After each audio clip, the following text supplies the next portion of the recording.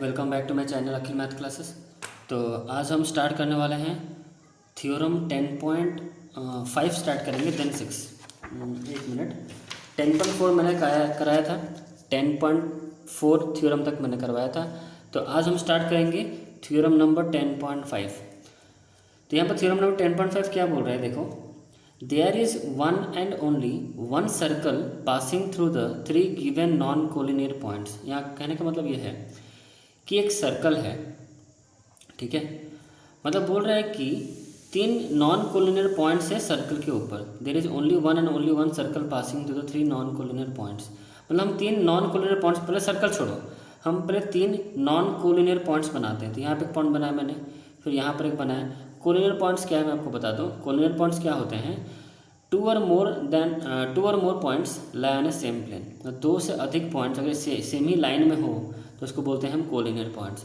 Non collinear points क्या होते हैं, जो दो से अधिक पॉइंट्स एक लाइन में नहीं हो, उसको हम बोलेंगे नॉन कोलिनियर पॉइंट्स। तो मैंने यहाँ पर एक पॉइंट ड्रॉ किया, फिर यहाँ पर एक पॉइंट किया, फिर मेरा मन हुआ मैं यहाँ पर एक ड्रॉ कर दिया ऐसे।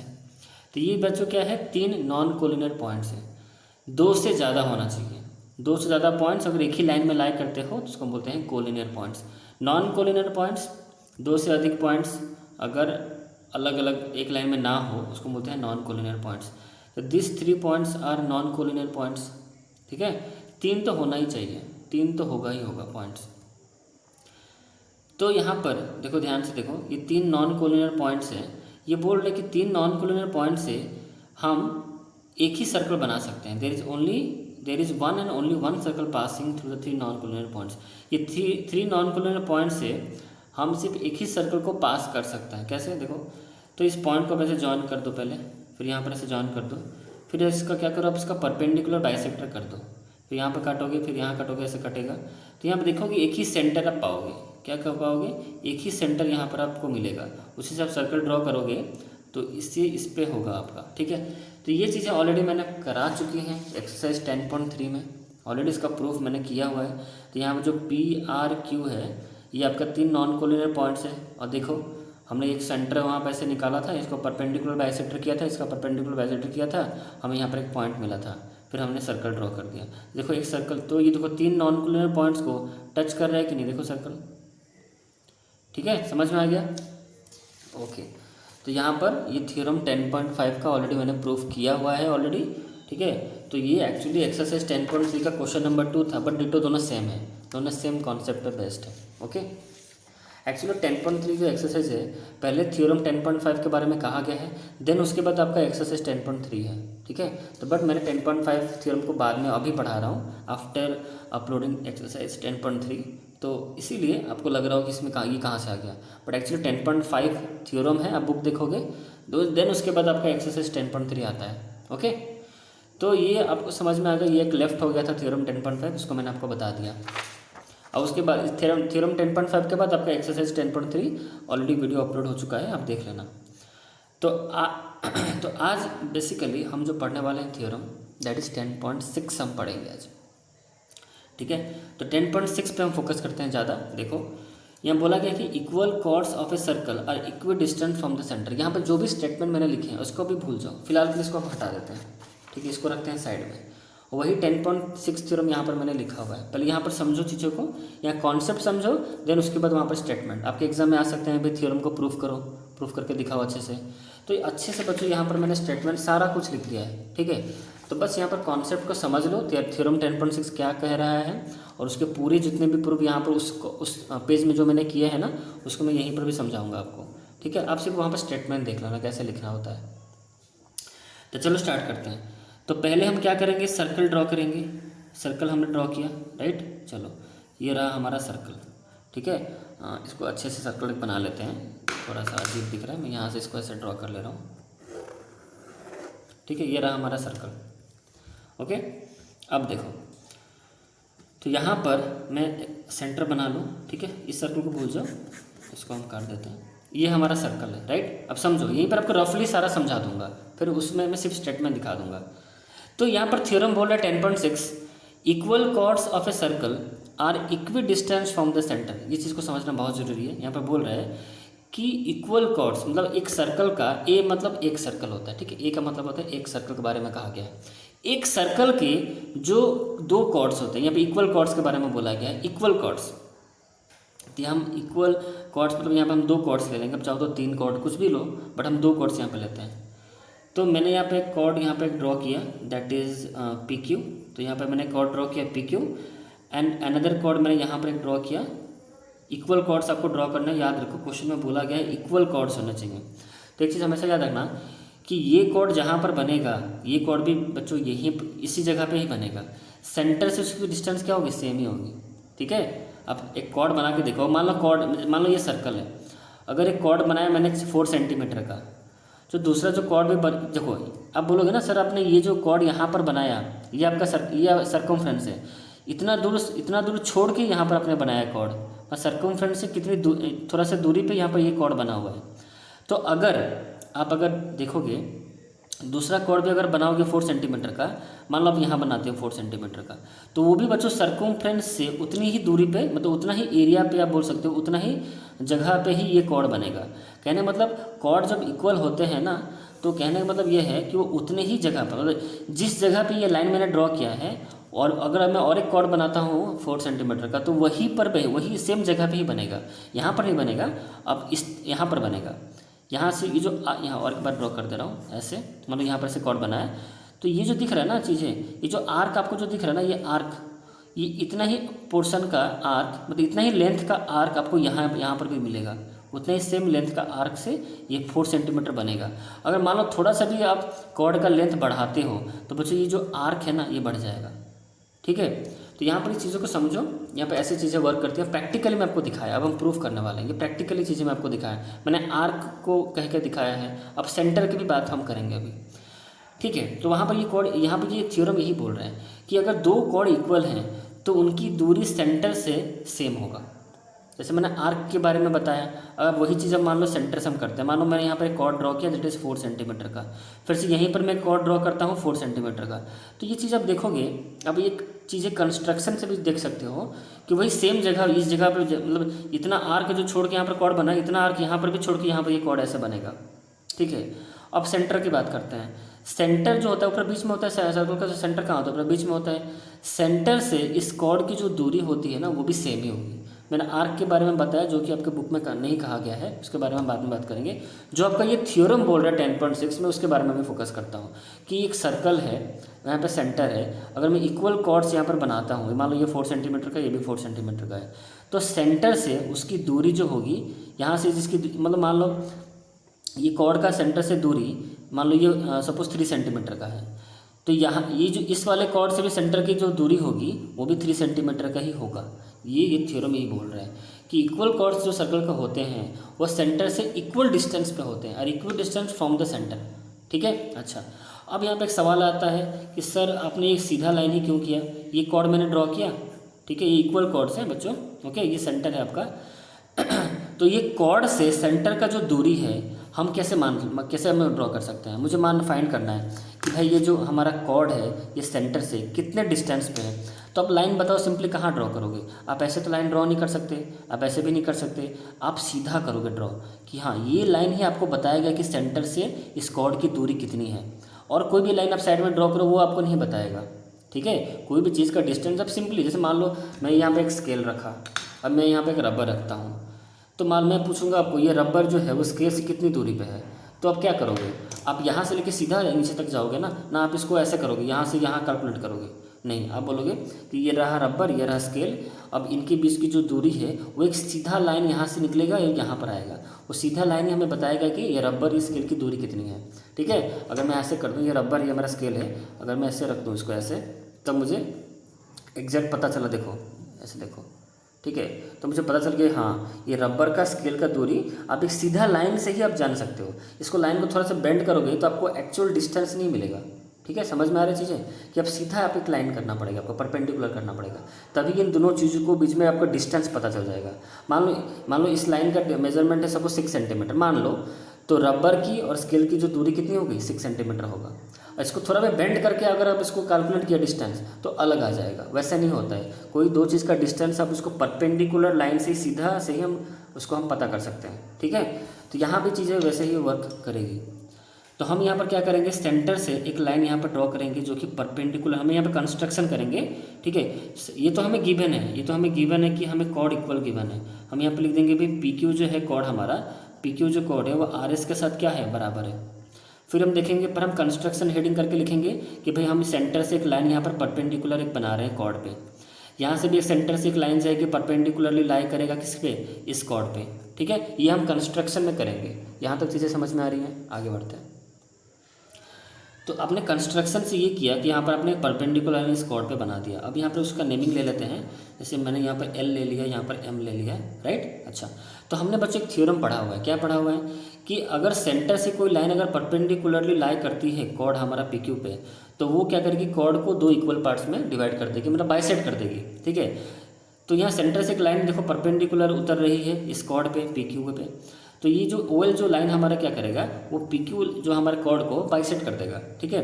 तो बाइसेक्ट करने के बाद क्या रिजल्ट होगा, रिजल्ट ये होगा कि भाई पी एल जो है, मतलब ये यहाँ से यहाँ तक की जितनी दूरी होगी एल और क्यू का भी वही होगा, तो पी एल बराबर होगा एल क्यू। क्यों ऐसा क्यों हुआ, क्योंकि ओ एल ने पी क्यू को बाइसेक्ट किया, राइट। यहाँ भी कुछ ऐसे ही होने वाला है इधर भी, तो इधर भी हम इसका रिजल्ट हम यहाँ लिखते हैं, ये वाला जो पोर्शन है इसको आप यहीं पर लिख दो साइड में। यहाँ पर भी कुछ ऐसा होता है, ओ एम यहाँ पर परपेंडिकुलरली उतर रहा है आर एस पे, तो भी आर एस को कॉर्ड को बाइसेक्ट कर देगा, तो क्या रिजल्ट होगा, हम लिखेंगे आर एम बराबर एम एस। यही चीज़ यहाँ तक क्लियर होगी। अच्छा, हमें प्रूफ क्या करना है, हमें प्रूफ ये करना है, हम क्या बता रहे हैं कि भाई जब दो कॉर्ड इक्वल होते हैं तो सेंटर से उनकी दूरी क्या होती है, सेम होती है। हम ये चीज़ प्रूफ कर रहे हैं, तो हमें यहाँ टू प्रूफ में क्या लिखना पड़ेगा, हमें क्या प्रूफ करना है, हमें प्रूफ ये करना है कि भाई ओ एल जो है ओ एम वही है, यही प्रूफ कर दो। हमें क्या प्रूफ करना है, हमें प्रूफ करना है कि भाई ओ एल जो बराबर है वो ओ एम के साथ इक्वल होगा, मतलब ओ से लेके एल की दूरी जो है ओ से लेके एम तक की दूरी क्या है, सेम है, क्योंकि इक्वल कॉर्ड सेंटर से इक्वल डिस्टेंस पे होते हैं, ठीक है। तो आपको ये दिखाना है कि भाई ओ एल बराबर ओ एम, इतना प्रूफ करने से ये प्रूफ हो गया कि भाई ये दो कॉर्ड सेंटर से इक्वल डिस्टेंस पे हैं, क्योंकि इनकी दूरी सेम आ रही है। मान लो ओ एम की दूरी 5 सेंटीमीटर है, और तो ओ एल की भी दूरी हम 5 सेंटीमीटर अगर प्रूफ कर दें, दोनों का सेम प्रूफ कर दें, 5 और 5, मान लो इसको मैंने 5 माना, इसको 5, तो 5 प्रूफ करने से ये समझ में आता है कि यस ये जो कॉर्ड जो है वो सेंटर पे सेम डिस्टेंस पे लाई करता है, ठीक है। तो हमें बस इतना दिखाना है कि भाई ओ एल जो है वो ओ एम के साथ क्या है, बराबर है, ठीक है। चलो, तो इसको प्रूफ करने के लिए हम क्या करेंगे, पहले ये चीज़ें आपको बच्चों समझ में आ गई जो मैंने यहाँ पर किया था। अब यहाँ पर आप रेडियस बना लो, यहाँ पर ऐसे रेडियस ड्रॉ कर लो, मतलब ओ पी और ओ तो हमारा रेडियस ही है ना, यहाँ पर फिर यहाँ पर एक रेडियस बना लो, ठीक है। अच्छा, तो हमें पता है सर्कल के रेडियस तो सेम ही होंगी, तो ओ पी बराबर होगा आपको ओ आर के साथ। तो यहाँ पर देखो ध्यान से एक ट्रायंगल बनता हुआ आपको दिख रहा है, यहाँ पर एक ट्रायंगल दिख रहा है, ठीक है। यहाँ पर आपको ट्रायंगल एक बनता हुआ दिख रहा है। अभी दो ट्रायंगल को आप कॉन्ग्रुएंट प्रूफ कर दो, ठीक है, कॉन्ग्रुएंट प्रूफ कर दो। कैसे कॉन्ग्रुएंट प्रूफ करेंगे, तो पहले हम ये देखते हैं कि भाई ये दोनों साइड तो हमारे बराबर है, ठीक है, ये दोनों साइड हमारे इक्वल हैं। अच्छा, इसको तो हम कर देंगे। यहाँ पर एक 90 बनता दिख रहा है आपको, यहाँ पर 90 बन रहा है, यहाँ पर भी 90 हमारा बन रहा है, तो यहाँ पे तो समझ में आ गया, मतलब एक 90 हो गया, एक हमारा देखो ये वाला साइड इक्वल हो गया। तो हमें कुछ लग रहा है कि भाई ये आर एच एस से कुछ होने वाला है, तो आर एच एस के लिए क्या चाहिए, एक 90 तो मिल गया, एक हाइपोटेन्यूज होना चाहिए। आर एच एस का अगर आपको पता है, मैं क्या बताता हूँ, कॉन्ग्रुएंट ट्रायंगल अगर देखे हो मेरे वीडियोस, तो आर एच एस क्या होता है भाई, एक 90 डिग्री होना चाहिए, आर फॉर एक 90 होना चाहिए, एच फॉर एक हाइपोटेन्यूज इक्वल जैसे भी होना चाहिए, और एस फॉर एक साइड, कोई भी एक अदर साइड हो। हाइपोटेन्यूज तो साइड तो हटा ही दो क्योंकि वो तो इंक्लूड हो चुका है, और अदर साइड मतलब ये वाला हो या फिर ये वाला हो, बराबर होना चाहिए। तो हमारे इस ट्रायंगल के केस में क्या हो रहा है, एक तो यहाँ पर ये इक्वल हो रहा है क्योंकि equal ready of the circle ये इक्वल हो रहा है, इसके साथ ये इक्वल हो गया, ठीक है। तो बच्चों पहले मैं ट्रायंगल लिख लेता हूँ। ट्रायंगल जो मैं ले रहा हूँ पी एल ओ ले रहा हूँ, पी एल ओ, और एक जो ट्रायंगल ले रहा हूँ बच्चों आर एम ओ, जो अभी मैं आपको फिगर में दिखाया था। पी एल ओ मतलब ये वाला triangle, and R M O मतलब आर एम ओ मतलब ये ओ है, यहाँ पर ओ है, ठीक है। तो आर एम ओ ये वाला ट्रायंगल मैं ले रहा हूँ। तो इसमें तो एक चीज़ तो हो ही गया, क्या हो गया ना भाई, यहाँ तो एक तो 90 हमें दिख ही रहा है, ये तो 90 हो ही गया।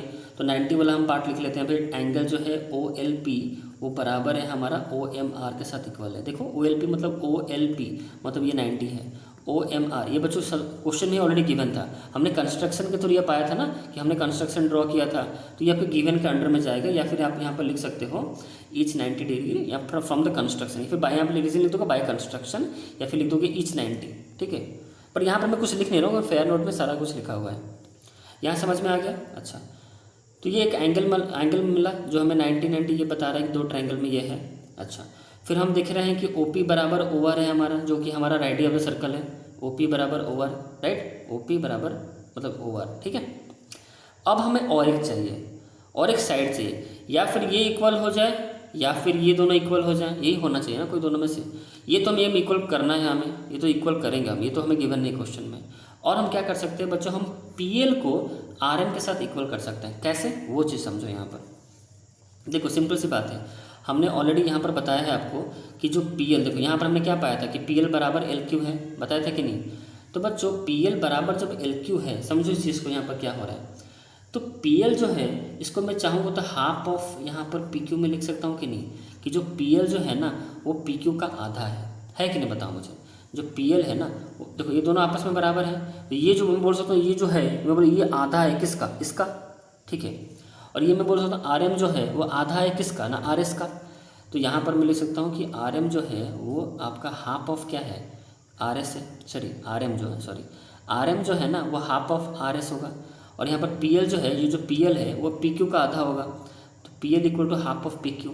यहाँ तक चीज़ें समझ में आ गई। अच्छा, और मुझे पहले से ही पता है एक चीज़ें कि भाई देखो ये चीज़ समझ में आ गई, पी एल जो है half of P Q, R M जो है हाफ ऑफ आर एस। अब मुझे पता है ये जो पी क्यू और जो आर एस है ना, ये दोनों आपस में इक्वल है, क्योंकि ये इक्वल कॉर्ड्स हैं। हमें क्वेश्चन में बोला गया, देखो गिवन मैंने लिखा था कि पी क्यू बराबर आर एस है। तो बच्चों यहाँ पर मैं क्या लिख सकता हूँ, पी एल जो है हाफ ऑफ, यहाँ पर जो ये जो पी क्यू लिखा है ना उसके जगह मैं आर एस लिख सकता हूँ, क्योंकि मुझे पता है पी क्यू जो है आर एस वही है। अच्छा, अब यहाँ पर देखो आर एम जो है ये हाफ है ना, आर एस की जगह आर एस वैसे सेम ही रखो। अब देखो पी एल का भी जो आर एच एस वाला पोर्शन है, मतलब right hand side portion, P L equal to जो लिखा है ना यहाँ पर, जो आर एच एस वाला पोर्शन है, यहाँ पर हाफ आर एस है और यहाँ पर भी बच्चों हाफ ऑफ आर एस है।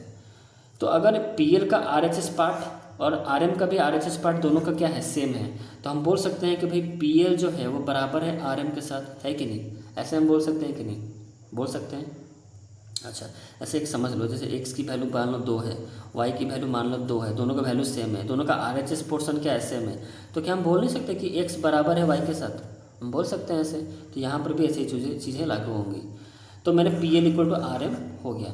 तो ये दोनों ट्रायंगल मैंने कंसिडर किया था, इसमें 2 चीज़ तो मैंने ऑलरेडी दिखा चुका था। अब यहाँ पर ये भी ऐड कर दो कि पी एल जो है वो आर एम के साथ इक्वल है, अभी हमने यहाँ पर दिखाया, प्रूफ किया।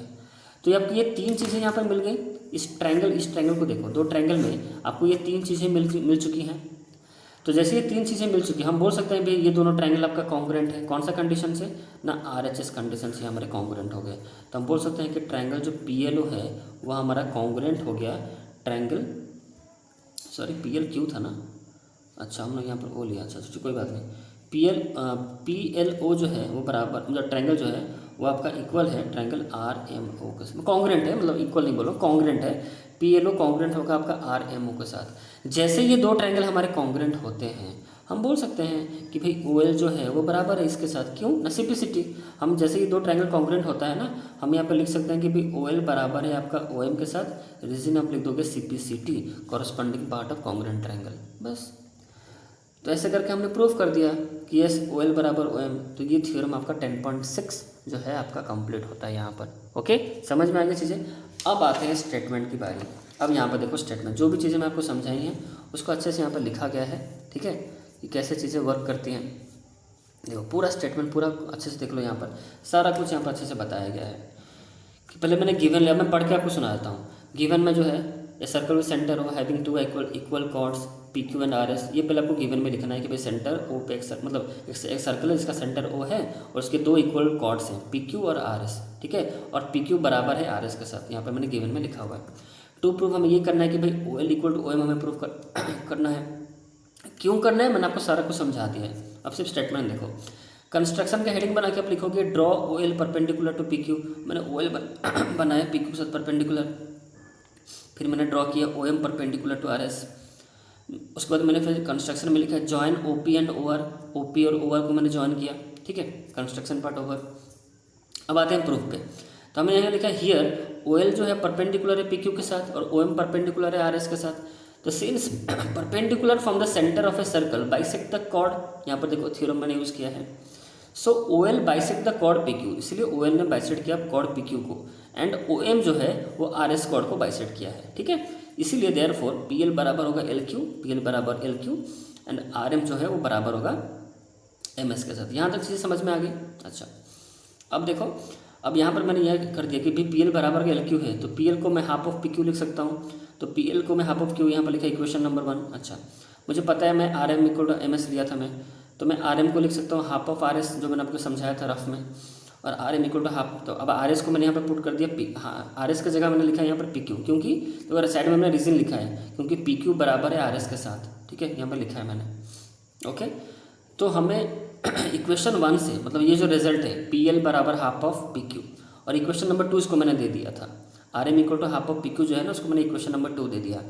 तो फ्रॉम इक्वेशन 1 एंड 2 हमें क्या मिला कि PL बराबर RM होगा, जो मैंने आपको समझाया था कि PL का भी RHS से हाफ ऑफ PQ है और RM का भी RHS से हाफ ऑफ PQ है। तो इक्वेशन 1 से इक्वेशन 2 से, यहाँ पर बस इतना लिख दो, फ्रॉम इक्वेशन 1 एंड 2 से हमें ये मिला कि PL बराबर RM। ओके, तो इसको भी मैंने इक्वेशन 1 दे दिया, इक्वेशन नंबर 3 दे दिया, PL इक्वल टू RM जो मेरा रिजल्ट आया। अब हम ट्रायंगल कंसीडर करेंगे। इतना करने के बाद फिर ट्रायंगल कंसीडर करोगे, उसमें तीनों चीज़ें यहाँ पर लिखी हुई हैं। OLP मतलब ये वाला इसके बराबर है OMR के साथ ईच 90 यहाँ पर लिखा है। आप चाहो तो यहाँ पर बाय कंस्ट्रक्शन में लिख सकते हो, कोई दिक्कत नहीं। OP यहाँ पर कंस्ट्रक्शन में यहाँ पर लिखा भी हुआ है, आप यहाँ पर मेंशन भी कर सकते हो, ठीक है। अब OP इक्वल टू OR radius of the circle, ठीक है, ओके। PL बराबर RM, ये चीज़ें मुझे कहाँ से मिली, PL इक्वल टू RM मुझे कहाँ से मिला ना, फ्रॉम, देखो मैंने रेफर कर दिया फ्रॉम इक्वेशन 3 से, और इक्वेशन नंबर 3 यहाँ पर हमने किया था, इसको मैंने यहाँ पर रेफर कर दिया। तो तीन चीज़ें मिल गई, तो this triangle congruent to this triangle by RHS condition. जैसे ही कॉन्ग्रुएंट हो गया तो मैंने सिपिसिटी कर दिया कि भाई OL जो है OM के साथ इक्वल है बाय सिपिसिटी। समझ में आ गया? चलो, तो मिलते हैं नेक्स्ट वीडियो में। स्टार्ट करेंगे थ्योरम 10.7 का हम प्रूफ करेंगे। जैसे मैंने 10.6 का प्रूफ बताया था वैसे 10.7 का मैं प्रूफ करूँगा। देन उसके बाद हम एक्सरसाइज 10.4 स्टार्ट करेंगे। ओके, तब तक इस वीडियो में मिलते हैं। चलो बाय।